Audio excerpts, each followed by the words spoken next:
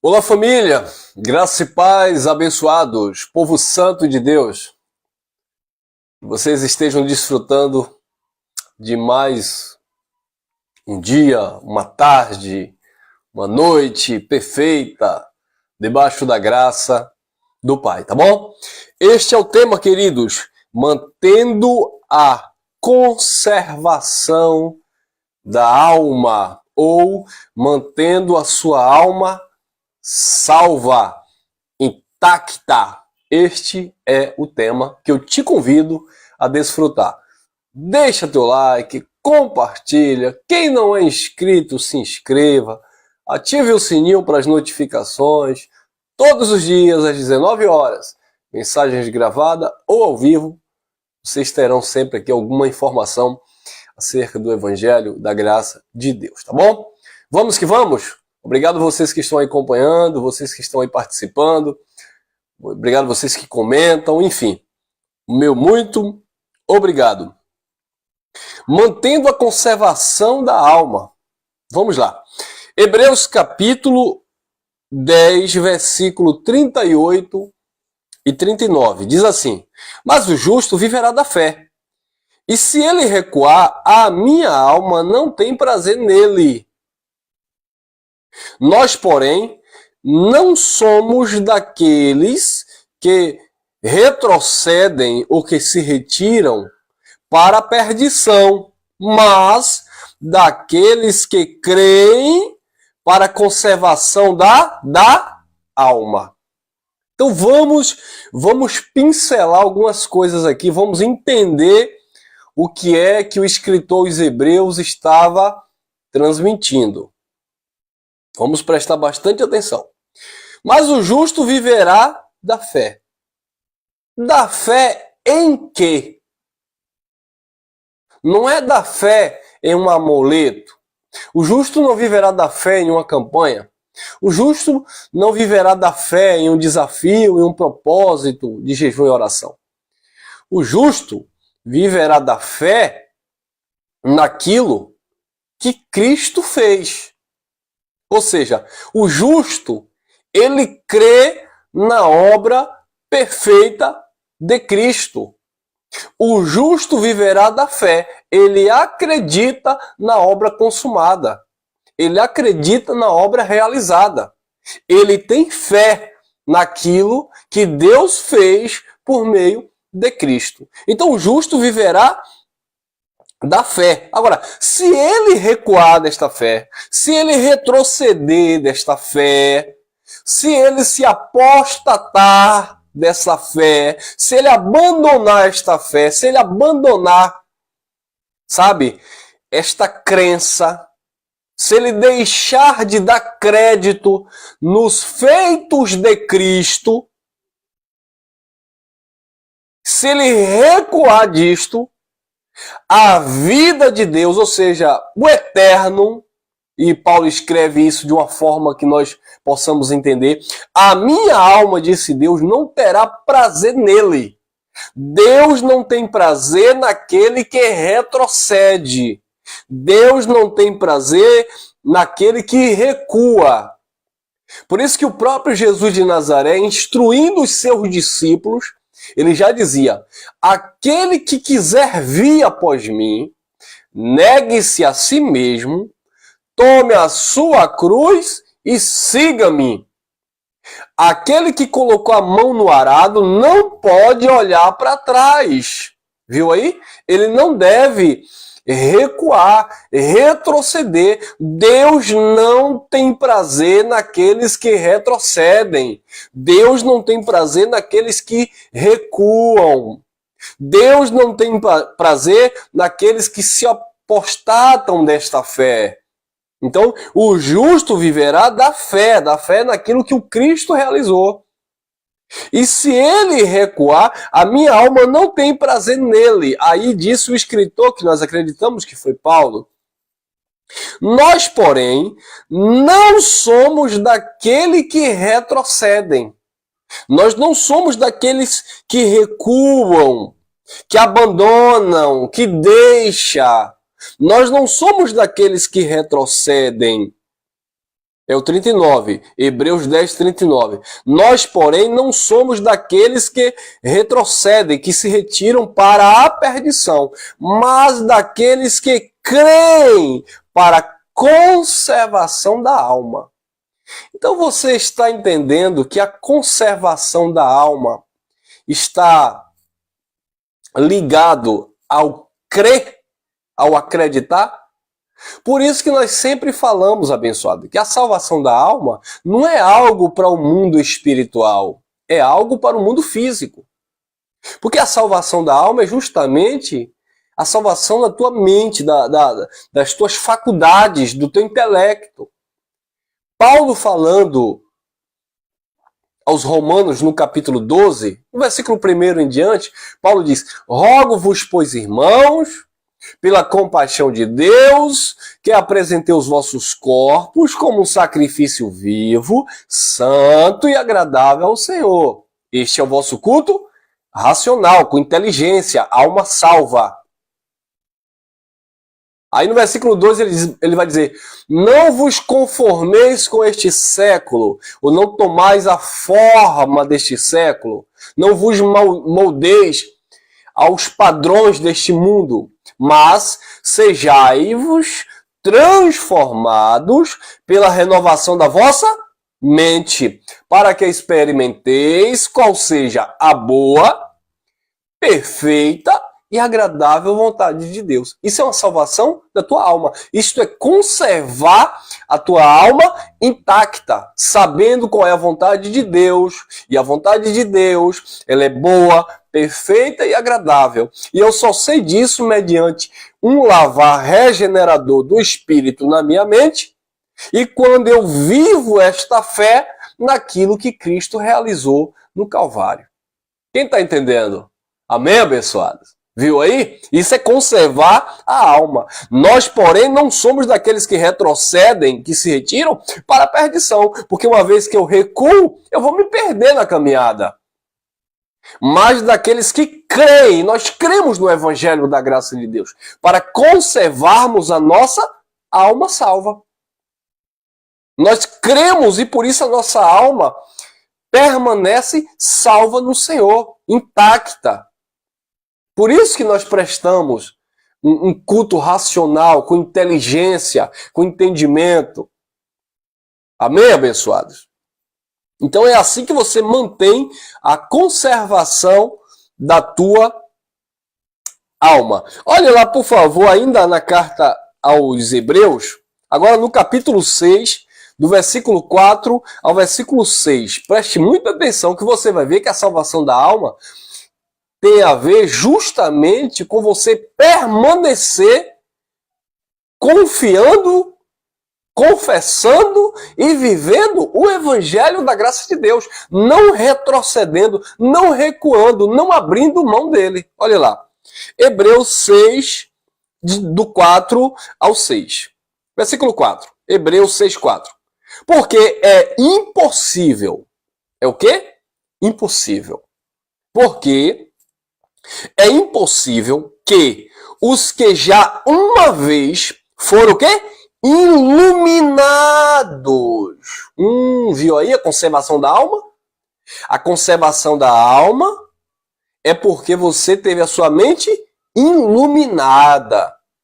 Por isso que Paulo, falando aos Efésios, capítulo 1, versículo 18, Paulo disse: tendo iluminado os olhos do vosso entendimento, alma salva. Tendo iluminado os olhos do vosso entendimento, para que saibais qual a vocação e a esperança, né, e a herança nos santos. E aí ele vem repetindo esta fala aos Hebreus 6,4. Porque é impossível que os que já uma vez foram iluminados e provaram o dom celestial e se fizeram participantes do Espírito Santo, olha lá, o ministério do Espírito, o ministério da Justiça, e provaram a boa palavra de Deus e as virtudes dos séculos futuros. Agora olha o versículo 6. E recaíram, retrocederam, abandonaram apostataram e recaíram, retrocederam, abandonaram, seja outra vez renovados para o arrependimento. Não vai ser renovado novamente. Você estava vivendo um sistema religioso, legalista, enganador, e aí você teve olhos iluminados para a palavra da graça. Você se arrependeu, ou seja, deixou de praticar aquela liturgia religiosa, você abandonou o sistema religioso e abraçou o evangelho da graça, porque a tua alma foi salva, os teus olhos foram iluminados. Agora, uma vez que você recebeu a boa palavra, uma vez que você agora participa do dom celestial, uma vez que você agora é edificado pelo Espírito Santo, uma vez agora que você já vive as virtudes que na época de Paulo era do século futuro, mas agora é uma realidade. Você vive o poder de Deus na sua vida. Você é templo e morada do Eterno. Você está ligado ao Espírito do Eterno. Você está perfeito no Espírito do Eterno. Uma vez que você já provou tudo isso, aí você vem agora abandonar, recair, decair desta graça, como disse o apóstolo Paulo aos Gálatas. Maravilho-me de que tão depressa vos deixasse de seguir aquele que vos chamou em graça, e vocês estão passando agora para o outro evangelho, o qual não é outro evangelho, mas alguns que vos inquieta e estão transtornando o evangelho de Cristo Jesus. E aí Paulo diz, mas ainda que um anjo desça do céu, ou pregue outro evangelho, ou nós mesmos venhamos a pregar outro evangelho, sejamos anátema. Viu aí, abençoado? Então, quando você retrocede da graça de Deus, quando você abandona a graça de Deus, quando você se apostata da graça de Deus, você naturalmente está perdendo a conservação da tua alma. Ou seja, você está perdendo a salvação, essa metanoia, essa libertação que a graça de Deus te trouxe. Uma vez que você abandona esta graça, você naturalmente vai estar se envolvendo com outras questões ou com outro tipo de doutrina que vai trazer perturbação à tua consciência e naturalmente você vai se perder na caminhada. Isso é perder a alma. E Deus não tem prazer, Deus não quer que você perca essa salvação na tua alma, na tua mente, no teu entendimento. É o versículo 6. E recaíram, seja outra vez renovado para arrependimento, pois assim, quanto a eles, esses que recaíram e retrocederam, de novo estão crucificando o Filho de Deus e o expondo ao vitupério, à vergonha. Novamente estão crucificando o Filho de Deus. Como assim, irmãos? Uma vez que você recebeu o Evangelho da Graça, você foi liberto, você teve a mente transformada, você passou por este processo, por esta metamorfose, você passou por esta renovação, e aí você decai desta graça e volta, não sei, a praticar algum tipo de obra meritória, você volta a praticar algum tipo de sacrifício, sabe? Você volta a praticar, sabe? Alguma coisa que ficou no seu passado religioso, volta à prática do misticismo, do ocultismo, da crendice, sabe? Aquela coisa toda. Você está retrocedendo da graça de Deus. Você não está conservando a sua alma intacta, salva no Eterno, no Criador, mediante a sua graça. Viu aí? Vou ler mais uma vez, versículo 4 ao 6. Só a leitura já nos traz uma libertação, olha lá. Porque é impossível que os que uma vez foram iluminados e provaram o dom celestial e se fizeram participantes do Espírito Santo, 5. E provar a boa palavra de Deus e as virtudes, o poder do século futuro. 6. E recaíram, sejam outra vez renovados para o arrependimento. Pois assim quanto a eles, esses que recaíram e retrocederam, de novo estão crucificando o Filho de Deus e o expondo à vergonha. Viu aí? Conserve a tua alma na graça de Deus. Não recue. Não retroceda, não abandone a fé naquilo que Cristo realizou e estabeleceu, e hoje nós estamos vivendo essa plenitude de graça de Deus. Tá bom? Tem mais, irmão Elcio? Tem sim, claro que tem. Olha lá, vamos lá. Hebreus capítulo 10, versículo 26 ao 29.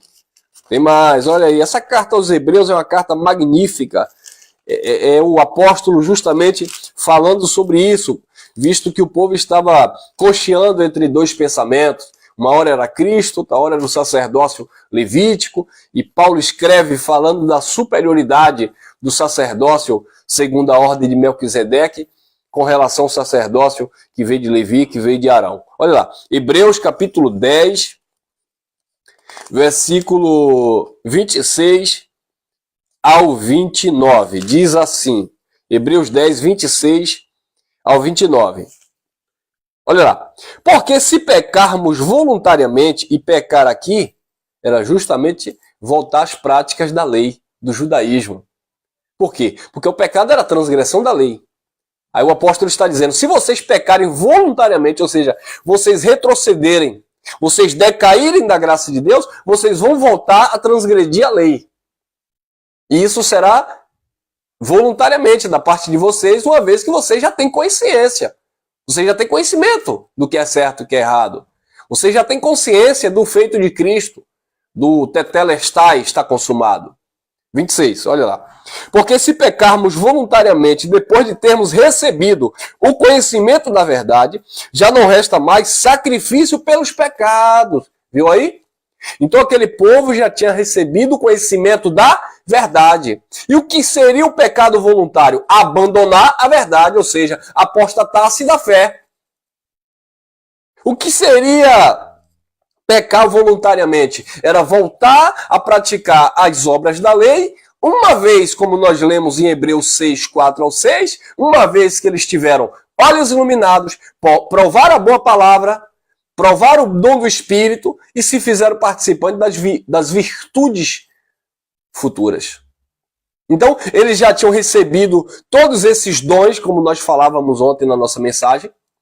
Eles já estavam completos, plenos no eterno, mas muitos deles estavam abandonando, apostatando-se da fé, voltando a praticar aquilo que era cerimonial, aquilo que era ritual, e deixando de viver o evangelho da graça de Deus em Cristo Jesus. Eles estavam pecando deliberadamente, voluntariamente, e já não restava mais sacrifícios por esses pecados. Olha lá. Porque se pecarmos voluntariamente, depois de termos recebido o conhecimento da verdade, já não resta mais sacrifício pelos pecados. 27. Mas uma certa expectação horrível de juízo e ardor de fogo, que há de consumir os adversários. Versículo 28. Quebrantando alguém a lei de Moisés, morre sem misericórdia só pela palavra de 2 ou 3 testemunhas. Olha o 29, Hebreus 10, 29. De quanto maior castigo cuidais vós, será julgado merecedor aquele que pisar o Filho de Deus e tiver por profano o sangue do testamento em que foi santificado e fizer agravo ao Espírito da graça de Deus. Viu aí? Vou ler mais uma vez o 29. De quanto maior castigo, cuidais vós, será julgado merecedor aquele que pisar o Filho de Deus e tiver por profano o sangue da aliança, o sangue do testamento com que foi santificado e fizer agravo o Espírito da graça de Deus. Então, queridos, quando é que você conserva a sua alma? Quando você se conserva no Evangelho da Graça, quando você permanece no Evangelho da Graça. Por isso que Paulo disse a Timóteo, capítulo 2, versículo 1 lá, Paulo disse a Timóteo, Timóteo, meu filho na fé, fortifica-te na graça que é em Cristo Jesus. Paulo orando disse, tira de mim esse espinho. O Senhor disse, a minha graça te basta. Então observe, abençoado, que perdição da alma é justamente retroceder, dar um passo atrás da graça de Deus. Tá bom? Esse é o nosso entendimento em relação à conservação da alma. E não tem a ver com lembranças de uma vida terrena quando você estiver na eternidade. Porque você tem duas naturezas. Essa natureza é uma natureza humana. A tua natureza divina, a tua natureza espiritual é uma natureza perfeita, é um nível maior de glória e você não vai levar vestígios de lembrança daqui da terra para o céu. Porque nós acreditamos que nós viemos dele e para ele voltaremos. Todavia, entretanto, nós não temos lembrança de como éramos na eternidade, ou seja, no espírito, antes de recebermos um corpo de carne. Lembra o que Paulo falou em Efésios, capítulo 1, versículo 4? Ele nos elegeu nele antes da fundação do mundo. Então a escolha de Deus é antes da fundação do mundo. Nós éramos espírito e fomos revestidos de carne, como está lá em Hebreus, capítulo 2, versículo 14. Visto como os filhos participam de carne e sangue, também ele participou das mesmas coisas. Então nós somos filhos, nós já existíamos e recebemos aqui uma participação de carne e sangue. Como nós viemos dele, nós só vamos voltar para ele quando deixarmos este tabernáculo. E deste tabernáculo, desta vida humana secular, você não vai levar lembranças daqui. A tua alma tem que ser conservada e salva no que tange o conhecimento do evangelho da graça de Deus. Para quê? Para que você não venha sofrer. Por isso que Jesus disse: e conhecereis a verdade vos libertará. Libertará de quê? De todo engano, de todo escravagismo, de toda manipulação. Mas vai te libertar aqui. Não é para te libertar aqui para te levar para o céu. É te libertar aqui dos lobos, dos enganadores. Por isso que Jesus disse, Deus disse, né? Por boca de Oséias: o meu povo é destruído por falta do conhecimento. O conhecimento da graça chega, liberta a mente do povo de Deus, a alma conserva-se salva. Cresçamos e conheçamos. Cresçamos e prossigamos em conhecer o Senhor. Pedro disse: crescei na graça e no conhecimento. Paulo disse aos Colossenses que nós temos recebido, nós estamos cheios, e esta era a oração que Paulo fazia a Deus, para que nós fôssemos, eu estou incluindo nós, tá? Porque aquilo ali era uma linguagem profética também para todos os filhos de Deus. Paulo está falando para os Colossenses, mas esta palavra nos atinge, nos interessa, ou seja, ela nos influencia. Paulo disse que a oração que ele fazia lá, falando para os Colossenses, é para que eles fossem cheios do conhecimento, da sabedoria e da inteligência espiritual. Então a graça de Deus nos dá conhecimento, sabedoria e inteligência espiritual. E esta sabedoria, este conhecimento, esta inteligência espiritual nos edifica a ponto de mantermos a nossa alma salva, conservarmos a nossa alma salva. Agora, se você retrocede, se você recua, se você dá um passo atrás, aí vai vir novamente a confusão e não haverá mais para onde correr, irmão. Porque uma vez que você já participou da verdade, já teve olhos iluminados, já entendeu o evangelho, você vai para que lugar agora? É como disse Pedro: para quem iremos? Só o Senhor tem palavra de vida eterna. Para onde é que nós vamos? Que só a graça de Deus abriu os nossos olhos e nos libertou de todo o sistema. Entendeu, abençoados? Então esta é a palavra que salva de fato a nossa mente e traz transformação ao entendimento.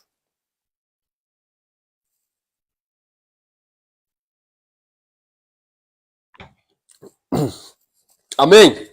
Quem recebe esta palavra? Glória a Deus. Olha lá, mais um texto na carta aos Hebreus.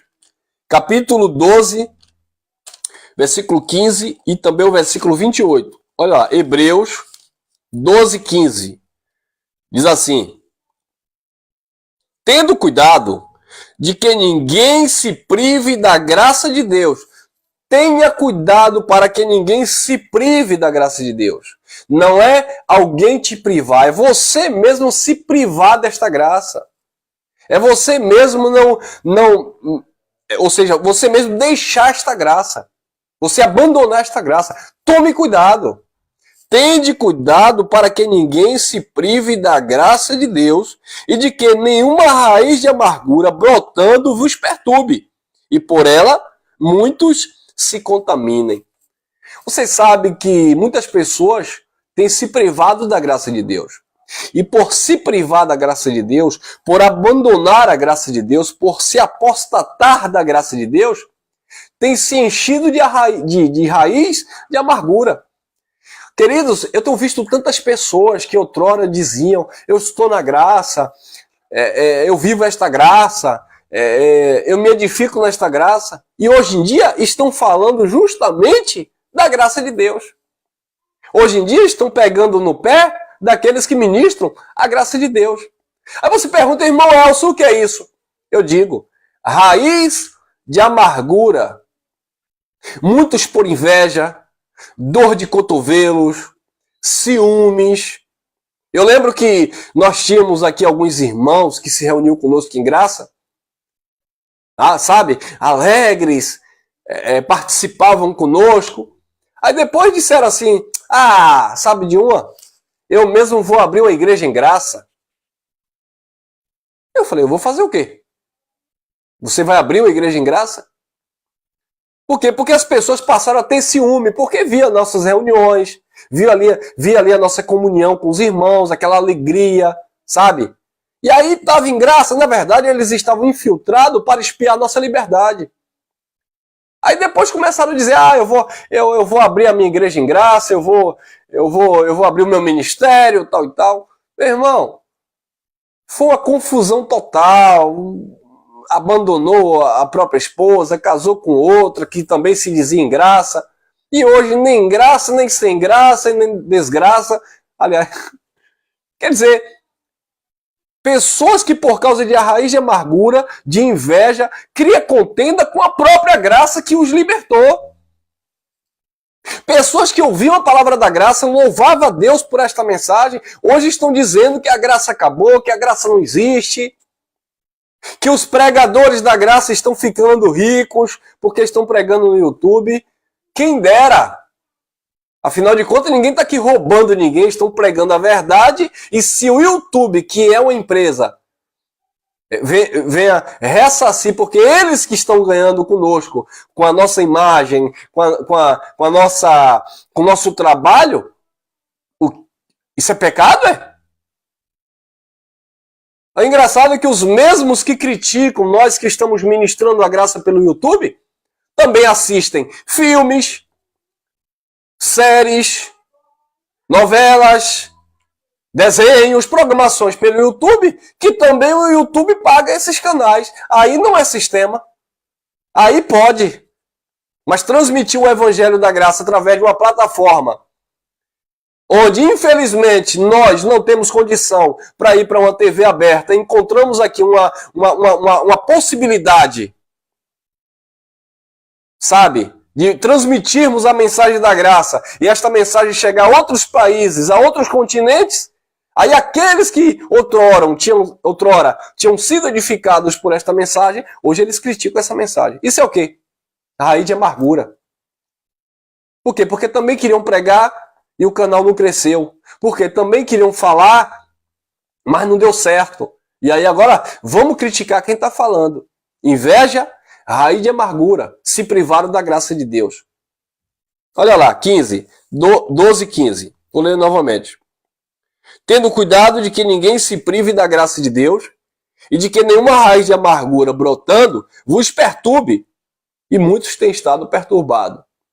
E por essa raiz de amargura, muitos venham também se contaminar. Porque isso contamina, né, irmão? Um insatisfeito, ele vai fazer o quê? Ele vai causar o quê? Insatisfação de outros. A pessoa feliz, ela vai naturalmente produzir alegria, felicidade no outro. Agora a pessoa triste, moribunda, a pessoa maliciosa, maldosa, vai transmitir o quê? Ela vai dar o que ela tem. Ela vai transmitir o que ela é de fato. A raiz de amargura. E eu encerro em Hebreus 12, 28, que diz assim, Hebreus 12, 28.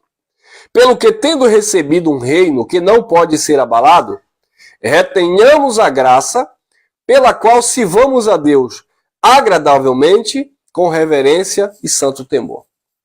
O que é conservar a alma salva? É reter, guardar a graça de Deus. É viver a graça de Deus. É louvar, engrandecer, exaltar a graça de Deus. Quando você vive esta graça, quando você crê nesta graça, você conserva a tua alma salva mediante esta graça. Agora, quando você retrocede, quando você abandona, quando você recua, você está naturalmente se perdendo. E Deus não tem prazer naqueles que retrocedem, naqueles que abandonam. Não estou dizendo com isso que a pessoa vai perder a salvação. Quem é filho é filho. Perder a salvação eterna, ninguém perde porque está na graça ou porque não está na graça. Nós estamos falando de uma salvação na mente. A salvação no entendimento. Olha o que Paulo falou a Tito. Paulo falou a Tito, olha lá, Tito, capítulo 2, por favor. Tito, capítulo 2, versículo 11, 11 e 12, eu acho que é isso mesmo. Tito 2, 11 e 12. Porque a graça de Deus se manifestou trazendo salvação a todos os homens. Todos os homens, né? Todo mundo. Todos os homens no sentido de não apenas trazer para os judeus, mas a todos os povos, nesse sentido, tanto judeu como gentil. Porque a graça de Deus se manifestou trazendo salvação a todos os homens, ensinando-nos que, renunciando à impiedade e às concupiscências mundanas, vivamos neste presente século sóbria e justa e piedosamente. Então a graça de Deus, ela promove salvação. Paulo falando aos Romanos no capítulo 10, versículo 2 em diante, Paulo disse, eu dou testemunho que eles têm zelo de Deus, porém, sem entendimento. Por quê? Porque eles querem estabelecer a sua própria justiça e não se sujeita à justiça de Deus que veio por Cristo. Porque eles não entenderam que o fim da lei é Cristo para a justiça de todo aquele que nele crê. Então, quando você se conserva em Cristo e na sua graça, você conserva a sua alma salva. A sua alma está perfeita, a sua alma está intacta. Agora, quando você retrocede, quando você abandona este entendimento, naturalmente você está retrocedendo para a perdição. Quantos filhos de Deus conhecem a verdade ou conheceram a verdade? Quantas pessoas receberam o evangelho da graça de Deus e voltaram para o sistema religioso tradicional? Se perderam, se apostataram da fé. Fique com esta reflexão, eu espero que ela tenha te edificado. Graça e paz, graça eterna e até o nosso próximo encontro, permitindo o Senhor de toda a graça.